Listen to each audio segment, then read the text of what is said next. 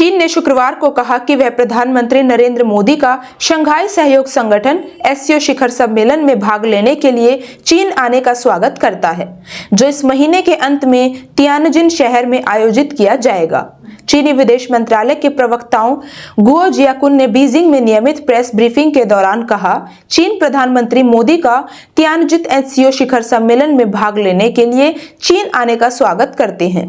हमें विश्वास है कि सभी पक्षों के संयुक्त प्रयासों से तियानजिन शिखर सम्मेलन एकजुटता, मित्रता और सार्थक परिणामों का आयोजन होगा और एससीओ को एक उच्च गुणवत्ता वाले विकास के क्षेत्र में प्रवेश करेगा, जिसमें अधिक एकता, समन्वय, गतिशीलता और उत्पादकता होगी।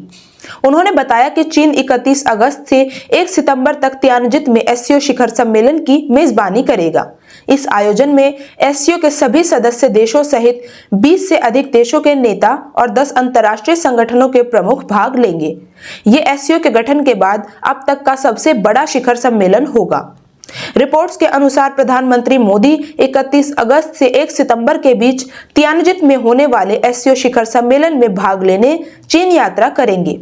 ये 2020 में गलवान घाटी की हिंसक झड़प के बाद पीएम मोदी की पहली चीन यात्रा होगी, जिसने भारत चीन संबंधों को गंभीर रूप से प्रभावित किया था।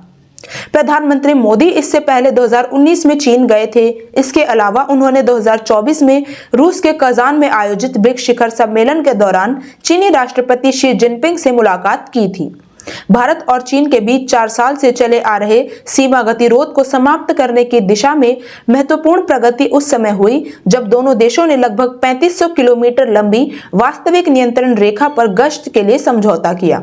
जुलाई में विदेश मंत्री एस जयशंकर ने तियानजिन में आयोजित एससीओ विदेश मंत्रियों की परिषद की बैठक में हिस्सा लेने के लिए चीन का दौरा किया था। इस दौरे में उन्होंने अपने चीनी समकक्ष वांग यी से भी मुलाकात की और साथ ही सभी विदेश मंत्रियों के साथ राष्ट्रपति शी जिनपिंग से भी भेंट की। जून में रक्षा मंत्री राजनाथ सिंह ने एससीओ रक्षा मंत्रियों की बैठक में भाग लेने के लिए चीन का दौरा किया था।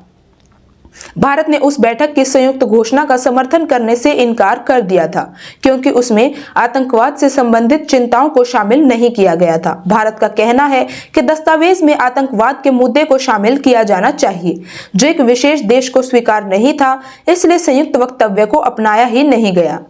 राष्ट्रीय सुरक्षा सलाहकार अजीत डोभाल ने भी बीजिंग में आयोजित एससीओ सदस्य देशों के सुरक्षा परिषद सचिवों की 20वीं बैठक में हिस्सा लिया था। इस दौरान उन्होंने आतंकवाद के खिलाफ दोहरे मापदंड को समाप्त करने और यूएन द्वारा प्रतिबंधित आतंकवादी संगठनों जैसे लश्कर ए तैयबा, जैश ए मोहम्मद और उनके नेटवर्क को समाप्त करने की आवश्यकता पर बल दिया। गौरतलब है कि एससीओ को एक स्थायी अंतर सरकारी अंतर्राष्ट्रीय संगठन है, जिसकी स्थापना 15 जून 2001 को शंघाई में की गई थी। इसके सदस्य देशों में भारत, चीन, रूस, Pakistan, Iran, Kazakhstan, Kyrgyzstan, Tajikistan, Uzbekistan और बेलारूस शामिल हैं।